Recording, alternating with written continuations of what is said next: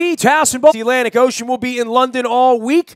On Saturday, you are welcome to come to our party. It's free and come as you are in the east side of London at a pub called the Fox at XL. It is in the Docklands area at the Royal Victoria stop on the DLR line at 252. We're going to march the 2 blocks to the Emirates Air cable car and take the giant gondola over the River Thames with the best views of London possible. And then we're going to plop down at the O2 Arena where rumor is I will be thirsty.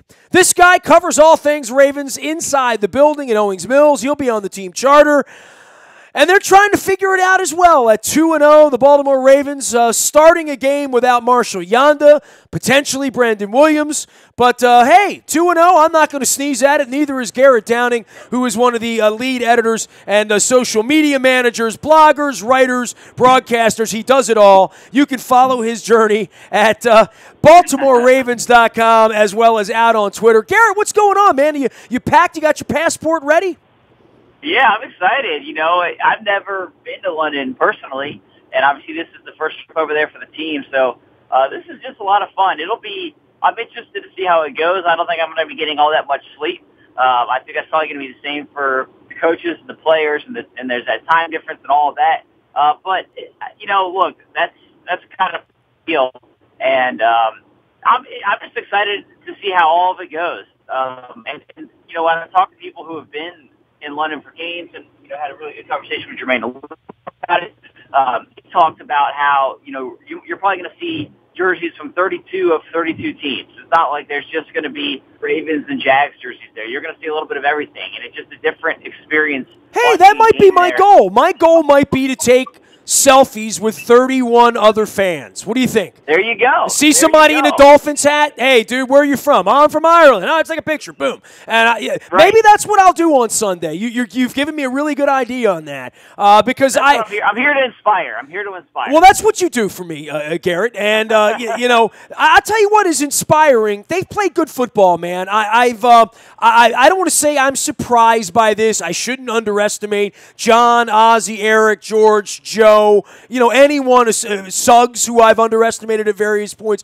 This has been a nice little awakening. And look, I'm under no thought that they're going to be in Minnesota 18, 19 weeks from now. We're going, you know, but you know, I have a feeling when we get on a plane to go to Cleveland and Pittsburgh in December, we're going to be talking about a team that's 7-5, 8-3, 6-4, you know, something like that. And for that, I'm very, very, you know, wistful of the old times when every year you could count on that. This offseason was not full of optimism. I mean, lots of things went wrong here, and certainly since Joe's walked on the field 2 weeks ago, they've checked a lot of boxes off for me the first 2 weeks.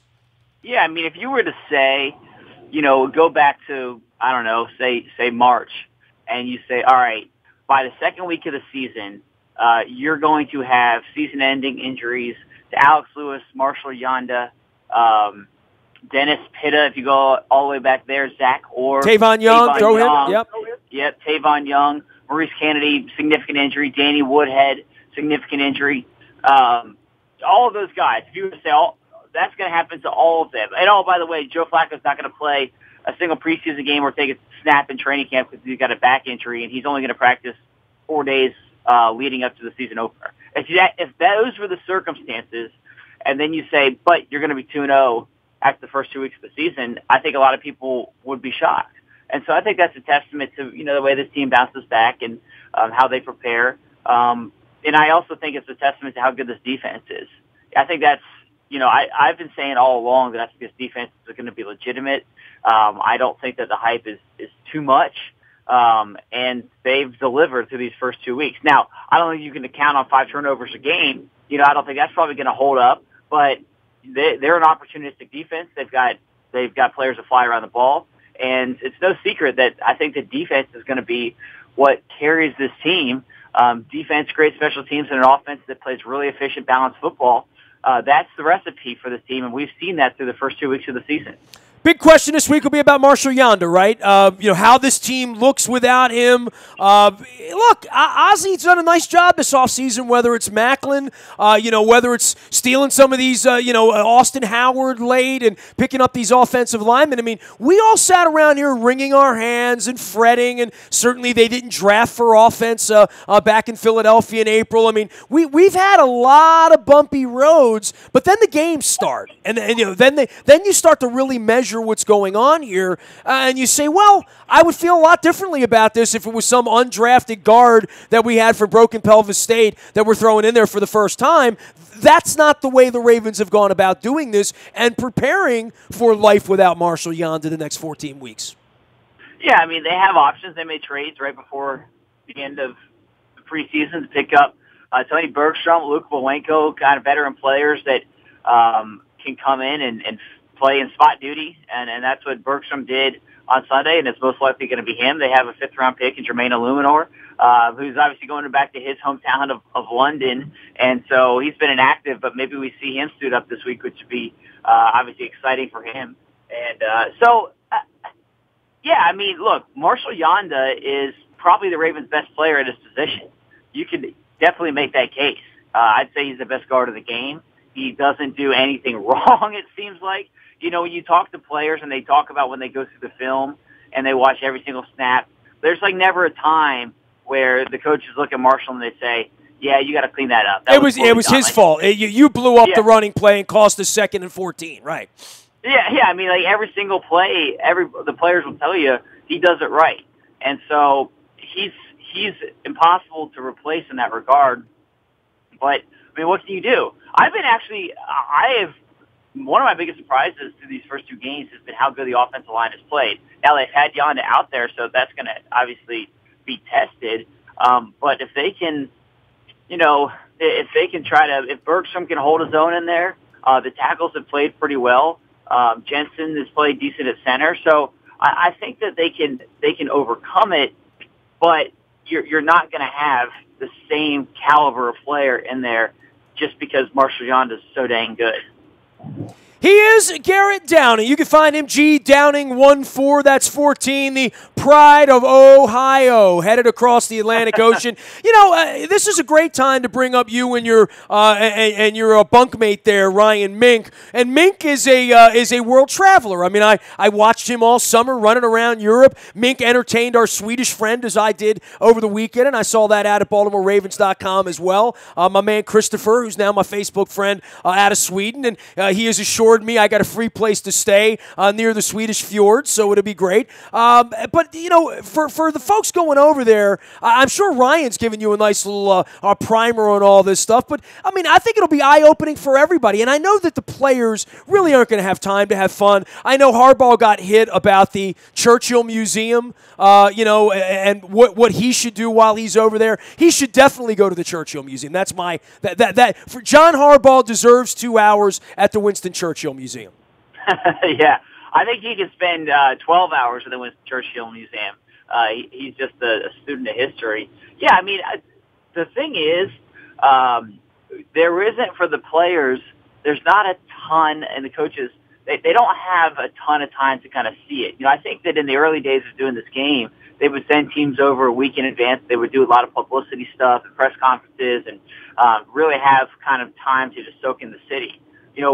Teams arriving Friday morning and going through, and it's not like basically go and practice Friday, go and practice Saturday, and then play the game Sunday, fly right back after the game. So it's not like they're going to have a bunch of downtime to go and see the entire city.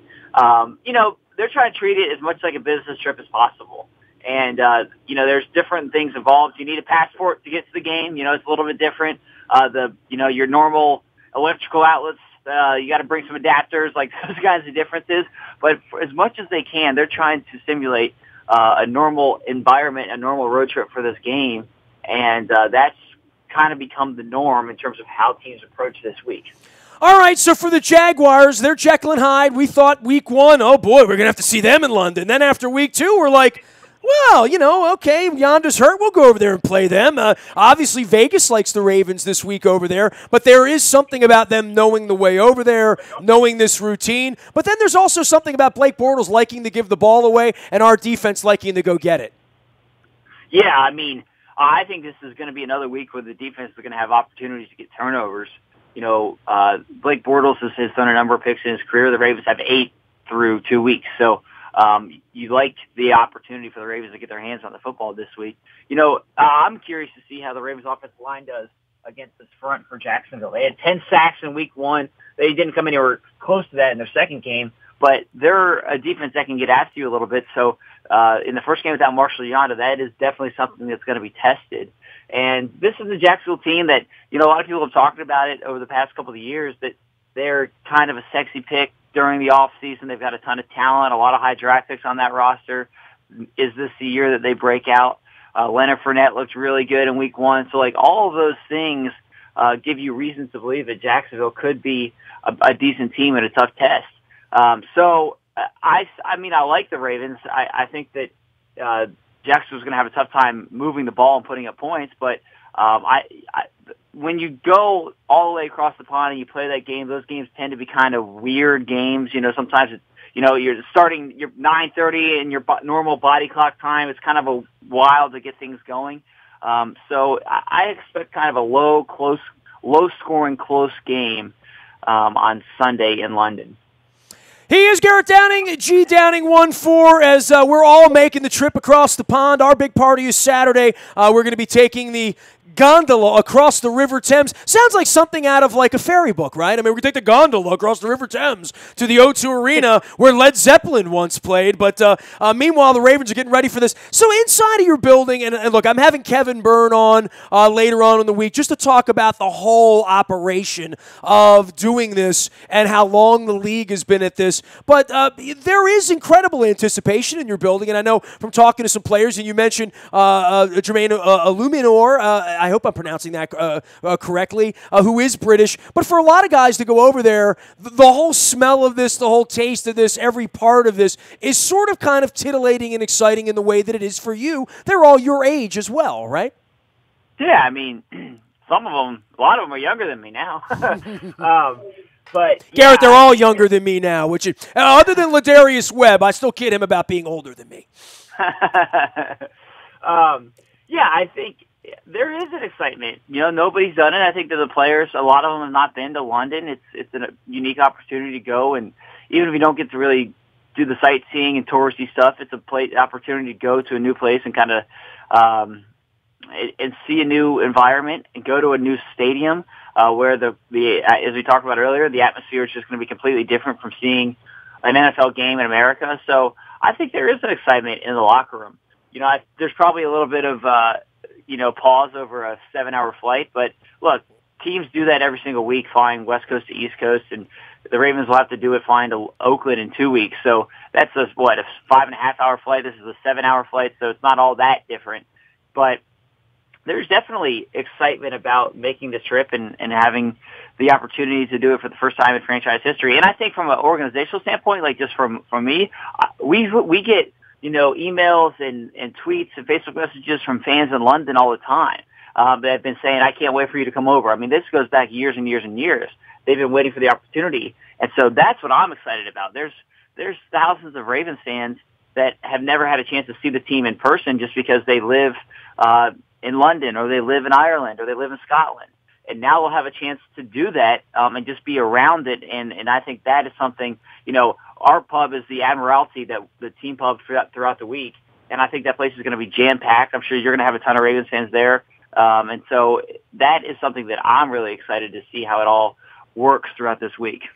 We will be over in London all week. We're hoping that you join us. The Ravens Pub is near the Trafalgar Square at the Charing Cross stop, and everybody will be learning the tube over there as well. But we got a football game to play this weekend early in the morning against the Jacksonville Jaguars. We're going to be previewing that all week from the Jacksonville perspective. From the Ravens perspective, everything was around Flacco, right? I mean, and how could Joe play? And I couldn't help but sense his comfort level on the podium on Sunday. and I, fired the "Are you having fun yet?" question, of course, to bust his balls, which I enjoy doing from anyone from Philadelphia, as he will tell you in our personal relationship. But more than that, just the fact that question, that box has been checked. And look, man, you're taking the ball away 5 times a week. You're going to win a lot of football games. But part of this is Joe's intellect for this about handing the football off, maybe only having to throw the ball 21 times over in London this week because you can run the ball well enough to do that and take the air out of the clock a little bit.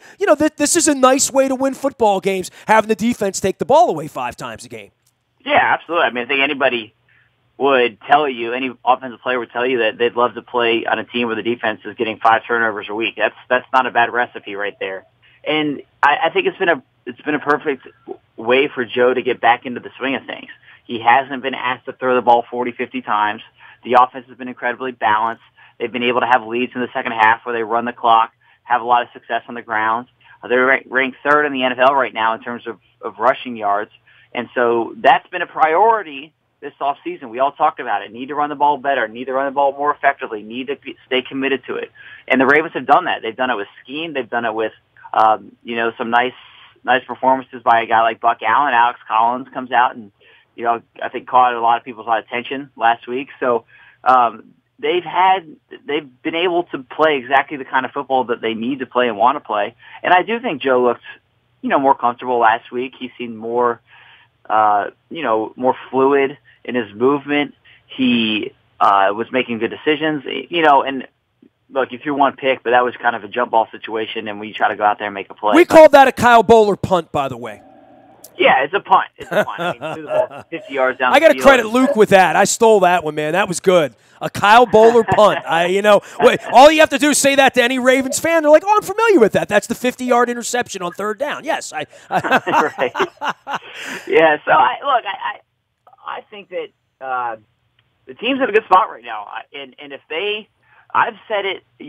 People joke about how Joe loves to throw the ball, and he would like to throw it every time, and I'm sure that's the case, and he wants to have success. But he's been playing this game long enough, and he's lost games where he's throwing the ball 50 times. If he's winning games and handing it off 35 times and throwing it 30, he's okay with that. He wants to win games, and he understands how this thing works. And I think that's been, that's obviously been something that's good to see over these first couple of weeks. Garrett Downing covers all things Ravens for Ravens.com. You can follow him out at GDowning14 as well. He is the social media manager there and flying across the pond. He will be downing pints, wearing purple, having fun, and we're all going to be gathering early in the morning, at least on this side of the pond, in London at Wembley for Ravens and Jaguars. The Ravens 4-point favorites going into the game this week. Anything you want to say about Suggs? Because I only have you on once a month or thereabouts, and I know we'll be talking about this. The last 2 weeks have put him into a Hall of Fame conversation, I think, in a much more serious way. To see him playing at this level at this point in his career, I don't know if it's sustainable over 16 weeks or long term, but I do know that very few players can do this sort of thing at this age, especially coming off the injuries, the size of his body. This is very, very impressive what Terrell Suggs has done. Yeah, Terrell Suggs is remarkable. He really is. This is a guy who's had 2 Achilles. He played through a torn bicep all last season. He's still the heart and soul of this defense, but he's not just a leader in name or in title. He is a leader in everything that he does. He's the Pied Piper of that group. The players kind of follow his lead, and he's playing at such a high level. He's got 3 sacks, 2 forced fumbles. He probably should have 5 sacks. He had a couple that have slipped out of his grasp, and I'm sure he's kicking himself about those. But he's been remarkable. And he's still, if you were drafting a team right now and you had to pick one Ravens defender to start your team for one season, it very well could be Terrell Suggs. And even though he's the oldest guy in that defense, I've been amazed by him. I think the way he's committed himself to this team this offseason, the way he played through the injury last season, that's an injury that lands a lot of guys on IR. He just played through it. That's the type of player that he is. That's the type of leader that he is. And then he spent the entire offseason in Baltimore when, there weren't many people around, but he was there working and training. And even before players got back for the start of the voluntary program, he was there through all of that. And I think all of that hard work is showing in his performance over the first couple of weeks of the season. Is it sustainable? Who knows? We'll find out. But I've marveled at what he's able to do throughout his career, and I think he gets more impressive, it seems, every single year, and it's been a lot of fun to watch his production these last 2 games. Garrett Downing is out at Ravens.com. What are you doing this week, man? You podcasting, lounging? When the hell am I coming on the lounge? You guys set up all the fancy chairs now, out in the big bubble, and, it's like I never covered the team or anything. What's going on out there, man? Yeah, Let me come out there and take over for a half an hour, man. Yeah, we need to get you on the lounge or on Unscripted. We actually, this week, we got Jermaine Illuminor on the lounge. And that's good. That's better than me. But it was, it was a great conversation with him just about his journey. I even before we sat down with him, I didn't know all that it took for him to get here and how he just left, him and his dad left his hometown and left London behind because he wanted to pursue this dream of football. And he just an incredible story. He's an inspirational guy, and this is going to be an emotional week for him going back to his hometown of London. Hasn't been there in 6 years. So I really enjoy the conversation with Jermaine, and you should, I encourage every fan to go ahead and listen to that to get them excited about this week's game in London. All right, man. Well, you fly safely. We'll fly safely. At some point, our purple paths will cross between now and Sunday. We're going to send everybody out to BaltimoreRavens.com and certainly out to Twitter to follow Garrett as well. G Downing14 out on Twitter. And the host of the lounge, Unscripted. I love I belong on Unscripted, but I also belong in a lounge. Some say I belong. You're an unscripted guy in a lounge. That's what you are, Nestor. I'm an unscripted guy in a lounge in a purple straitjacket, probably before it's all over with. Cheers to 3-0, mate. We'll see you across the pond, as they say. Cheerio. All right, sounds good, Nestor. See you later. You got it. Garrett Downing, G Downing14 on Twitter, as well as at BaltimoreRavens.com. You can find me out in the bay at Toyota.com Audio Vault 24 hours a day from anywhere in the world on your mobile device by downloading the TuneIn Radio app. We do come in crystal clear from wherever you happen to be flying this week. And if you're headed over to London, our party begins Saturday at 11 a.m. at the Fox at XL Pub. It's off the Royal Victoria stop on the DLR line. East London, out where the real people live, the Dundalk of London. How about that? Come on out and have some fun. We're going to do the cable car and the gondola and the Emirates Air cable car across the River Thames to the O2 Arena where Led Zeppelin once played. By the way, where Led Zeppelin ended their career is where our London tour will end on Saturday. I think that's appropriate. Nasty at WNST.net finds me. We'll be on Facebook, Twitter, LinkedIn, Snapchat, Instagram. We're hanging out with Niels, who saved my wife's life, so we're going to be Facebooking with him and being idiots. Idiots running amok in London. That pretty much describes us this weekend. We hope to see you over there. All the details up at WNST.net if you want to find us. Reminder, the WNST Tech Service brings you breaking news, even when it's bad news. Hated sending that Marshall Yonda one out on Sunday, but we do it, so you have it first. It's all brought to you by Coons Ford Security Boulevard. And you can also subscribe to our morning newspaper, 7 a.m. It arrives in your email inbox each and every morning. It's all brought to you by Planet Fitness at PlanetFitness.com. All the headlines, news, blogs, videos, all the good stuff is there. And we're going to be having some fun over in London. You'll definitely want to be checking us out on your social media channels. If you're staying over here and if you're going, you'll definitely want to come drink with us. Why not? Eat some fish and chips and some mushy peas. I am Nestor. We are WNST.net AM 1570 and WNST Towson, Baltimore. And we never stop talking Baltimore sports.